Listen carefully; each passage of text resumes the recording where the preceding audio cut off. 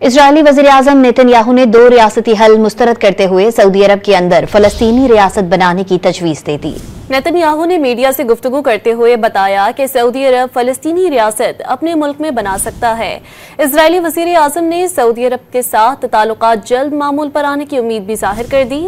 سعودی عرب نے فلسطینی ریاست کے قیام کے بغیر اسرائیل سے تعلقات معمول پر آنے کے امکان کو مسترد کر دیا۔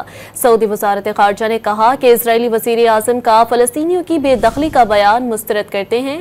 مصر نے بھی اسرائیلی وزیر اعظم نیتن یاہو کے بیان کی مذمت کرتے ہوئے اسے سعودی عرب کی خود مختاری کی خلاف ورزی قرار دے دیا۔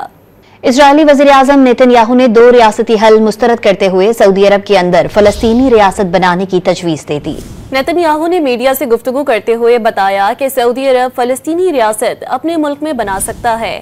اسرائیلی وزیر اعظم نے سعودی عرب کے ساتھ تعلقات جلد معمول پر آنے کی امید بھی ظاہر کر دی۔ سعودی عرب نے فلسطینی ریاست کے قیام کے بغیر اسرائیل سے تعلقات معمول پر آنے کے امکان کو مسترد کر دیا۔ سعودی وزارت خارجہ نے کہا کہ اسرائیلی وزیر اعظم کا فلسطینیوں کی بے دخلی کا بیان مسترد کرتے ہیں۔